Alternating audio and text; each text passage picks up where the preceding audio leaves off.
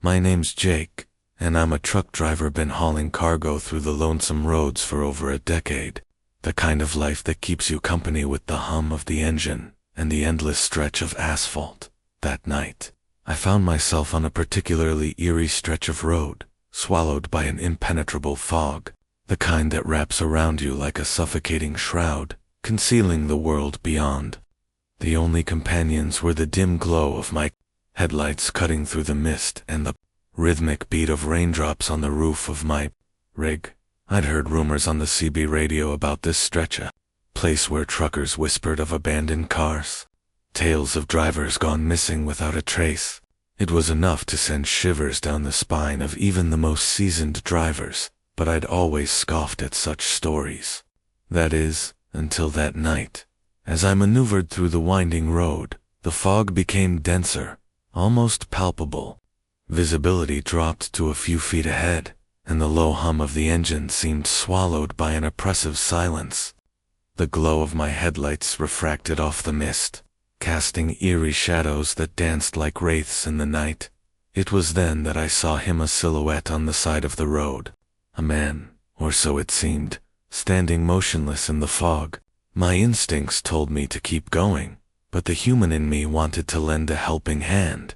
I eased off the gas, and the truck rolled to a stop beside him. He was oddly pale, and the fog clung to his form like a ghostly cloak. But what sent a shiver down my spine were his eyes, big, round, and as black as the void itself. His mouth, a gaping maw, stretched wide in a manner that defied the laws of anatomy. I hesitated, a chill crawling up my spine. Something was terribly wrong. The man-creature didn't move, didn't acknowledge my presence. He just stood there, staring into the fog. With a lump in my throat, I decided to get going, but as I revved up the engine, I glanced back at him. That's when I saw the twisted, grotesque smile that curled on his featureless face.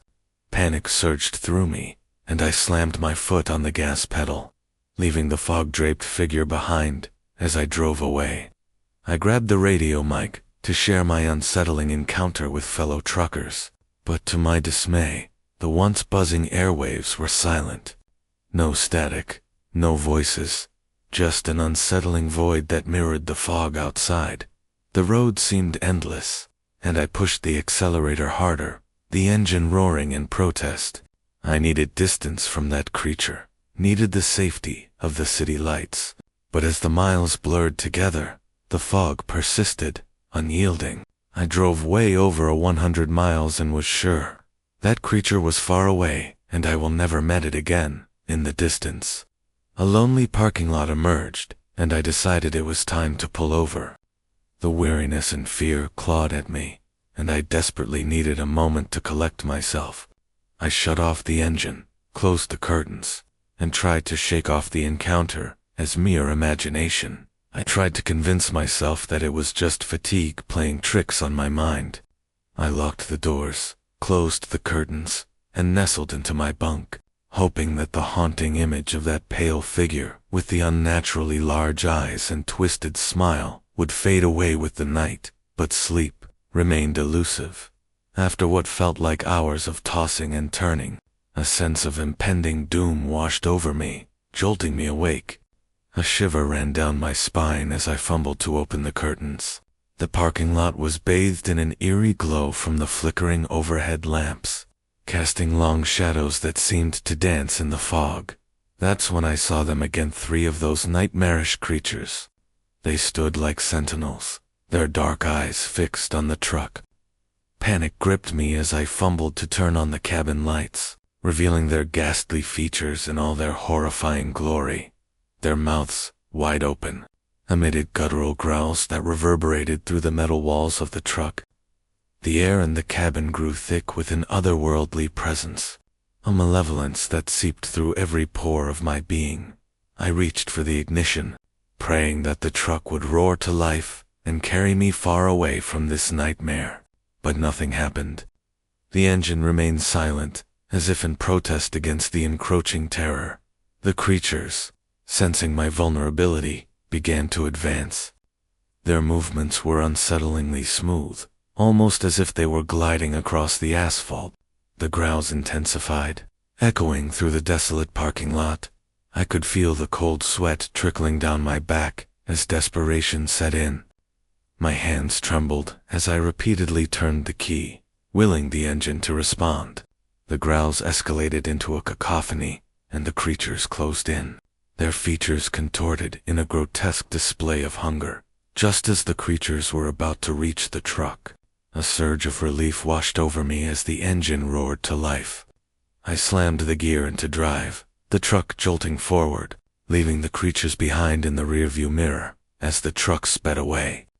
I couldn't shake the feeling that the creatures were not bound by the laws of the physical world. Their terrifying growls echoed in the distance, even as the city lights finally emerged on the horizon. I dared a glance back, and to my horror, I saw the creatures running after the truck with unnatural speed, far beyond anything human. It was as if the shadows themselves were chasing me as I drove into the welcoming glow of city lights. The creatures abruptly halted. Their twisted forms lingered at the edge of the urban sprawl, their growls fading into the night. Relief mingled with a lingering dread as I realized they had a boundary, a limit to their reach. I parked the truck in a well-lit area, surrounded by the comforting hum of civilization. My hands trembled as I reached for the radio mic once more, hoping to connect with someone, anyone. But the static-filled airwaves remained stubbornly silent. The city lights seemed to push back the darkness, but I couldn't shake the feeling that those creatures were still out there, waiting in the shadows for their next opportunity to strike. The night was far from over, and the road ahead held more horrors than I could fathom. I spent the restless hours of the night parked in that well-lit haven, the city lights warding off the encroaching darkness. But no matter how brightly the urban landscape glowed, the images of those nightmarish creatures lingered in the recesses of my mind, their growls echoing like a sinister melody. As dawn began to break, I couldn't shake the feeling that the nightmare was far from over. I pulled back onto the road, my eyes scanning every shadow, every patch of fog, with a newfound paranoia. The city lights gradually faded in the rear view mirror as the road stretched into another desolate expanse. My radio crackled to life, the sudden sound making me jump. It was a voice of fellow trucker.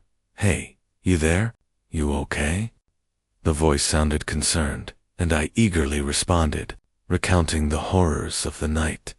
The fog-shrouded figures, the broken radio, and the unrelenting pursuit. There was a pause on the other end, and then the voice spoke, heavy with a mix of fear and disbelief. "You're not alone. We've all heard those stories, the abandoned cars, the creatures in the fog, but we always thought they were just stories." The revelation sent a chill down my spine. I wasn't the only one who had faced those monstrous entities. The radio buzzed with hushed conversations among truckers, each sharing their own encounters with the supernatural on this stretch of road. The stories varied, but a common thread emerged. Those creatures, with their haunting eyes and twisted smiles, were a malevolent force that seemed drawn to the lonely roads in the dead of night.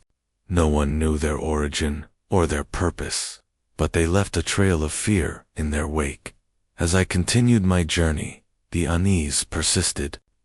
The road seemed to stretch endlessly, and the fog clung to the edges of the highway like a malevolent specter. I couldn't shake the feeling that those creatures were watching, waiting for the opportune moment to strike again. The radio chatter intensified, with truckers exchanging advice on how to avoid the creatures, sharing tales of those who had disappeared without a trace. The fear was palpable, a shared experience that bound us together in the face of the unknown. With each passing mile, the city lights became a distant memory. The road ahead was swallowed by an impenetrable fog, and the radio once again fell silent. The hairs on the back of my neck stood on end, and a cold sweat broke out across my forehead then. A haunting realization struck me: this road was a loop, an unending circuit that brought travelers back to the heart of the supernatural.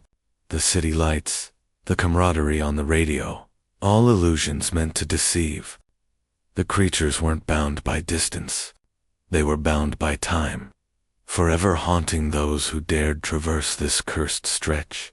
A guttural growl echoed through the fog, and the twisted figures emerged once again.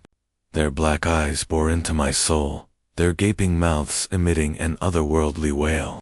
I slammed my foot on the gas pedal, the engine roaring in protest, but the truck seemed tethered to the nightmarish loop as the creatures closed in.